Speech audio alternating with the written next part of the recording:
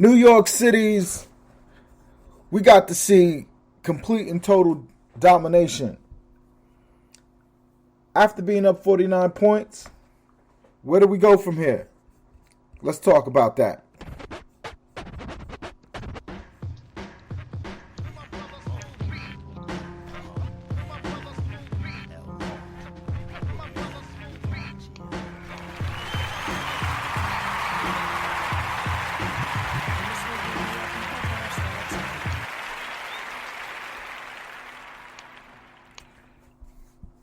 Sam, where were you when the Nets were up by 49 on the Bucks in Game 2?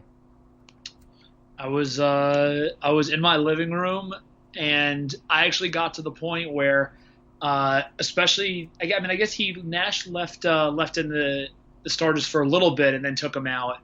But I honestly ended up just getting nervous about watching anybody get hurt, so I actually changed it for a little bit. I was like, we're up by so much that I actually don't see what I would gain from watching this, especially because I'm just terrified of injury at this point.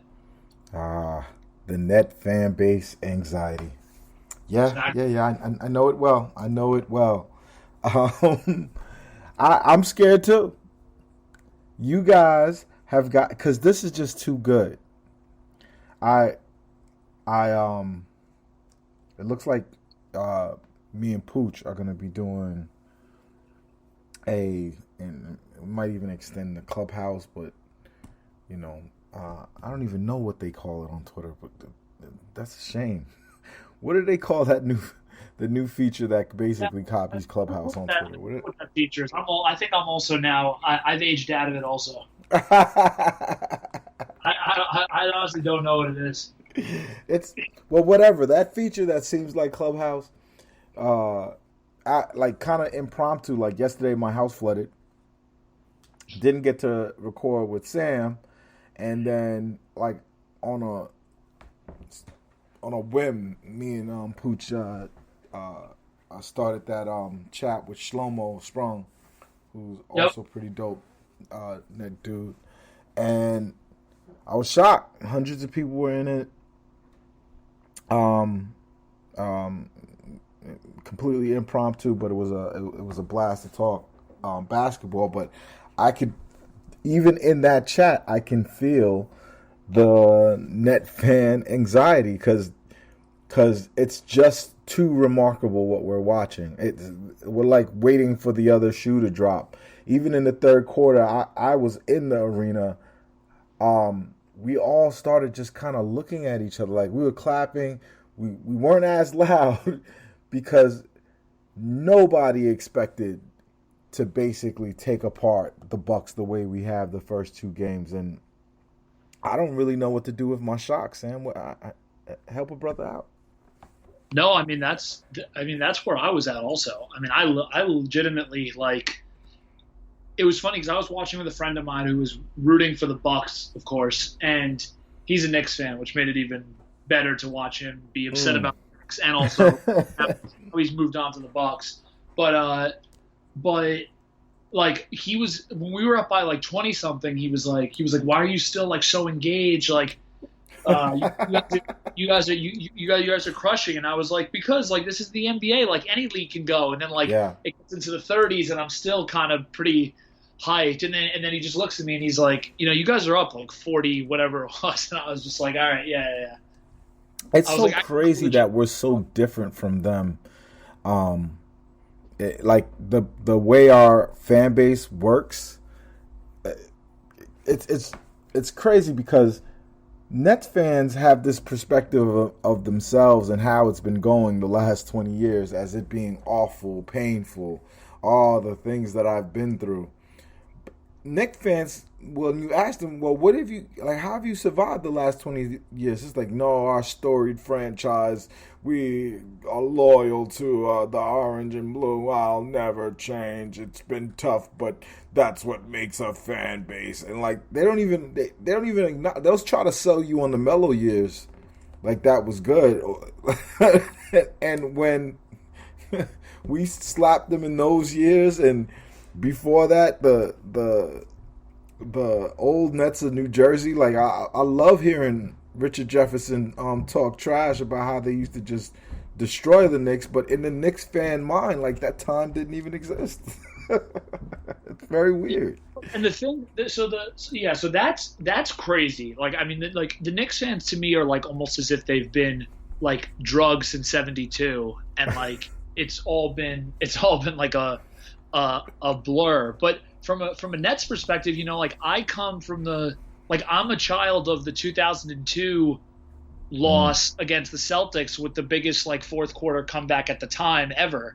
Yeah. I mean, that's still I mean, I mean, I'm at the point where no lead is ever safe, and that was a 26-point comeback when the whole three-ball era wasn't a thing. So like that was an even more impressive comeback than someone coming back from 26 now. So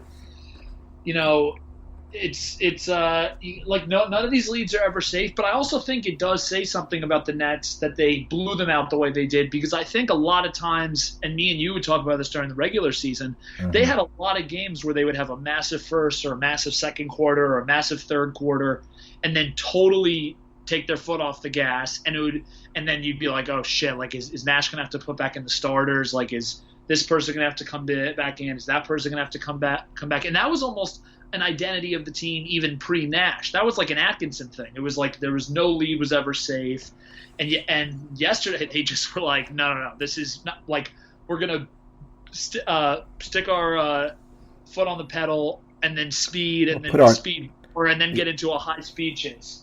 Yeah, because of George Floyd, we can't say that term anymore. We're gonna put our foots on your throat. He's ruined that for sports takes forever, they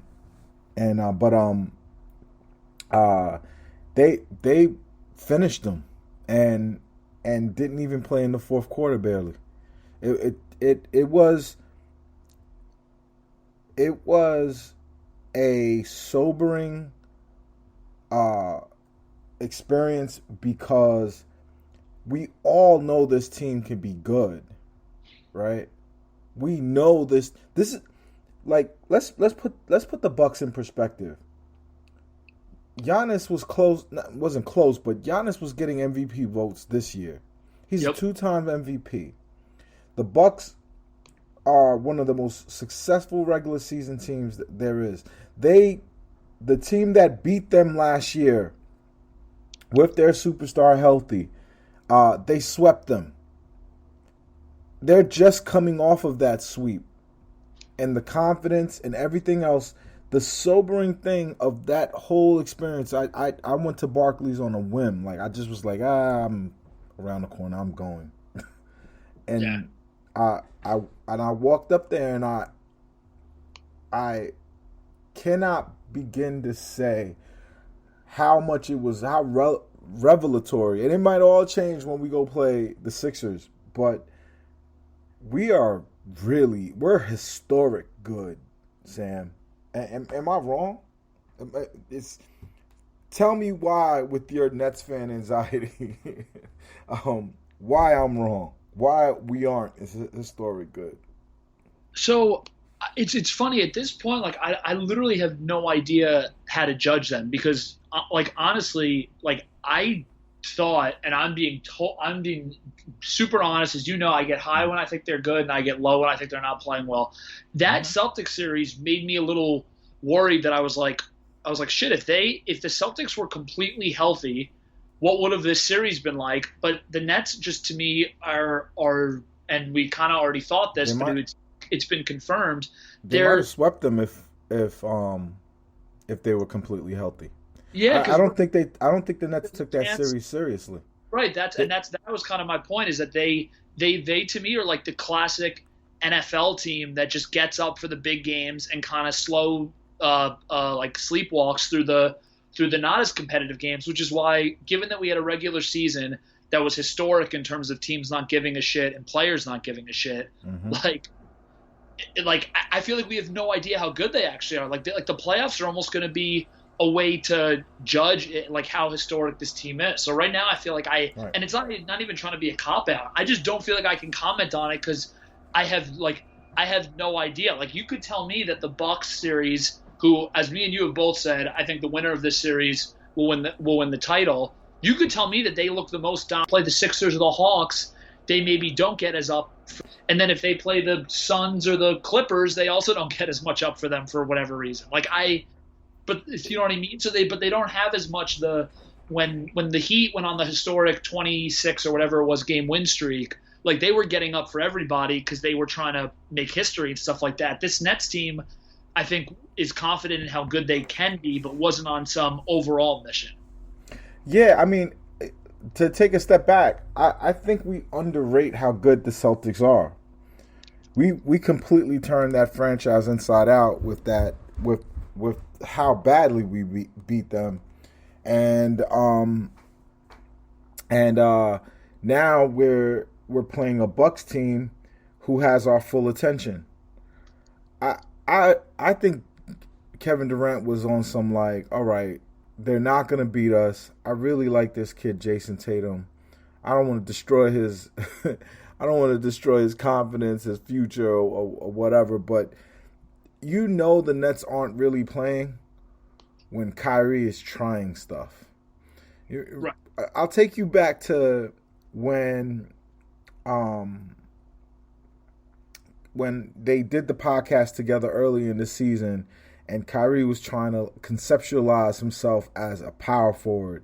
He was like, I'm really a 6'10" power forward in my mind. And Kevin Durant was like, I don't see how that helps our team if you playing in the post. But sometimes he does it. Sometimes he tries moves where he didn't do that in practice, and he was just trying to and they're just doing stuff. And so the Boston got one. That game we were behind almost the whole game. We were coming back at the end. If we could have got 2 stops, we win that game. And so I don't really want to use the Boston series as a primer for the Bucks series. What the Bucks series is telling me is when this team is locked in and focused, nobody can beat them. We have a living superhero on our team. His name is Kevin Durant. A great quote from one of these sports shows, which I literally went to 2K and tried it. You cannot make Kevin Durant on 2K. You cannot start with a player and make him Kevin Durant on 2K, because you can't get somebody that's 7 foot, that's 90 plus from 3 as well, and handles like a guard. You can't if in create a player, you can't make him. So we have that guy, and we happen to have some other good guys as well. Tell me, how do you see Nash, the importance of Nash in deploying all these guys?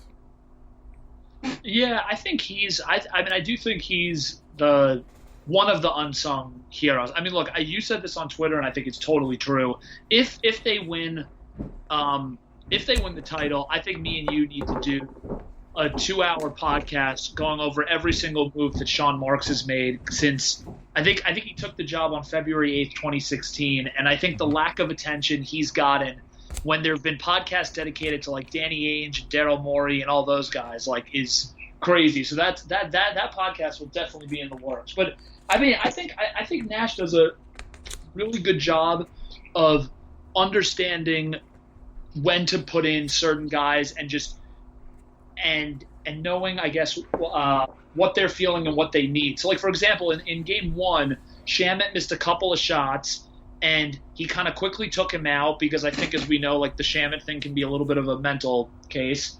And then, but then he comes in, and then he's used a little bit more slashing, and he obviously had that huge dunk. And then yesterday he came in and was making his shots, and 2 days ago, and he was making his shots, and it was awesome. And the thing I've been most impressed by, and I don't know if this is coaching or if it's the players knowing this, the psyche that they've kind of been using on Giannis, to me, is unbelievable. they're standing away from him just enough to make him think about shooting, yet not far away enough that he thinks he can gain any momentum in terms of going at them. And if you notice, they move their